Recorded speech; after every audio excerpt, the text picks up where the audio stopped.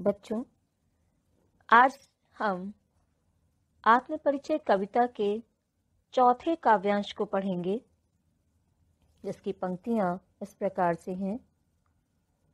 मैं और जग और कहाँ का नाता, मैं बना बना कितने जग रोज मिटाता, जग जिस पृथ्वी पर जोड़ा करता वैभव, मैं प्रतिपग से उस पृथ्वी को ठुकराता। मैं निज रोदन में राग लिए फिरता हूँ, शीतल वाणी में आग लिए फिरता हूँ। हो जिस पर भूपों के प्रासाद निछावर, मैं वह खंडहर का भाग लिए फिरता हूँ। इस काव्यांश के कुछ कठिन शब्द जैसे नाता यानी संबंध, वैभव यानी सुख समृद्धि, पग कदम, रोदन यानी रोना, राग का मतलब होता है प्रेम, आग यानी कोई आवेश, भूप मतलब राजा, प्रासाद का मतलब होता है महल, निछावर यानी किसी चीज को त्यागना, उसके ऊपर न्यौछावर करना। प्रस्तुत पंक्तियों में बच्चन जी सांसारिक लोगों से दूर अपनी भावनाओं से भरी हुई एक अलग दुनिया का निर्माण करना चाहते हैं। मैं और जग और कहाँ का नाता, कविता के इस अंश के माध्यम से कवि कहते हैं कि संसार से उसका संबंध चिरस्थायी नहीं है। मैं बना बना कितने जग रोज मिटाता, अर्थात कवि कहते हैं कि वो तो अपने अनुसार अपने संसार का रोज निर्माण भी करते हैं और अपने अनुसार ही उस संसार को मिटाते भी हैं। जग जिस पृथ्वी पर जोड़ा करता वैभव, मैं प्रतिपग से उस पृथ्वी को ठुकराता। कवि कहते हैं कि वह भौतिक वैभव एवं समृद्धि को ठुकराता है। जिस धन और वैभव के पीछे दुनिया धरती पर वैभवशीलता को प्राप्त करने के स्वप्न संजोती है, और उसी धरती को, उसी वैभव को मैं ठुकराता हूँ। अर्थात भौतिक वैभव को वो तुच्छ समझते हैं, उनके अनुसार इन चीजों का कोई भी महत्व नहीं है। मैं निज रोदन में राग लिए फिरता हूँ, शीतल वाणी में आग लिए फिरता हूँ। आगे कवि कहते हैं कि उनके रोने में भी एक राग है, एक संगीत है, प्रेम है। वह शीतल वाणी में भी आग लिए फिरने की बात करते हैं। हो जिस पर भूपों के प्रासाद निछावर, मैं वह खंडहर का भाग लिए फिरता हूँ। कवि कहते हैं कि उसका जीवन प्रेम में निराशा के कारण खंडहर सा हो गया है, वीरान सा हो गया है। फिर भी उस पर राजाओं के महल न्यौछावर हैं। ऐसे खंडहर का वह हिस्सा लिए घूमता है जिसे महल पर न्यौछावर कर दे, और इस बात के लिए उसे बिल्कुल भी दुख नहीं है।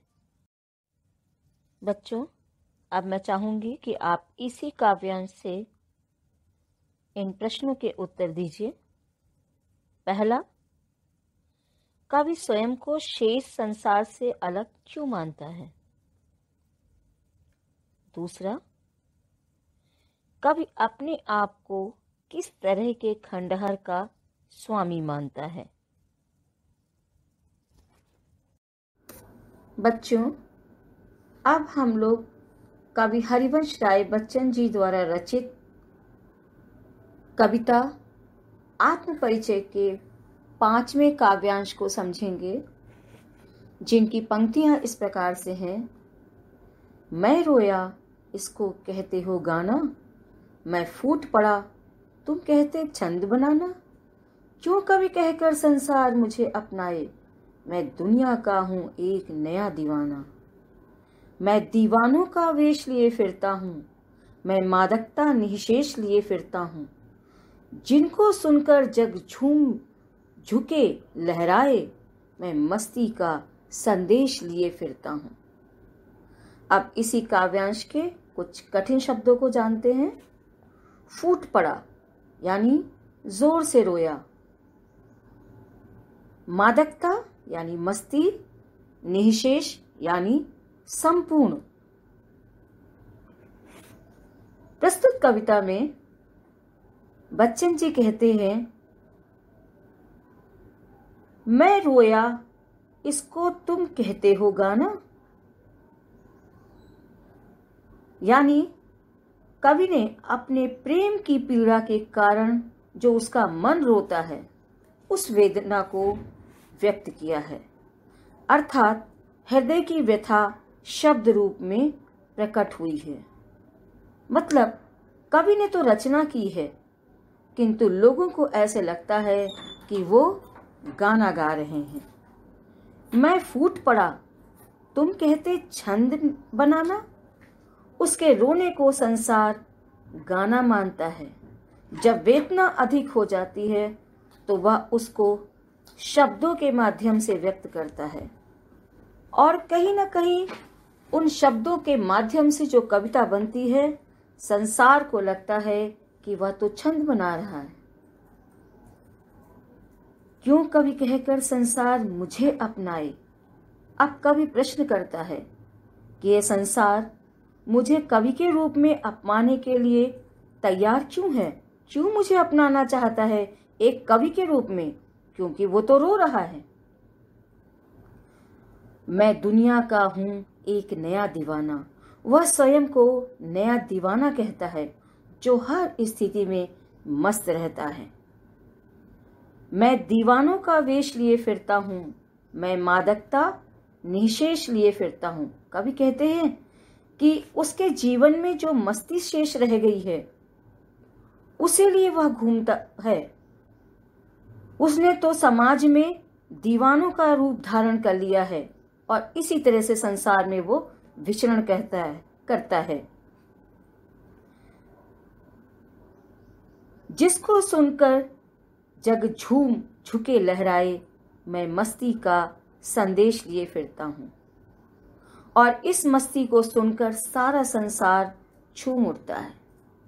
कवि के गीतों की मस्ती सुनकर लोग प्रेम से झुक जाते हैं और आनंद से झूमने लगते हैं।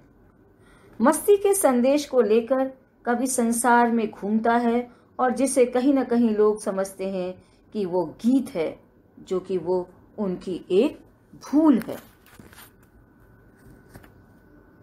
अर्थात कवि इस संसार को उसी दीवानेपन की मस्ती और मादकता का संदेश देना चाहते हैं, जिसे लेकर ये संसार अपनी असफलता, अपनी विकलता, अपनी विफलता सबको भूलकर उन्मत्तता के आवेश में, यानी एक पागलपन, एक मस्ती के साथ झूमने लगे, लहरा उठे, प्रसन्न हो जाए, खुश हो जाए।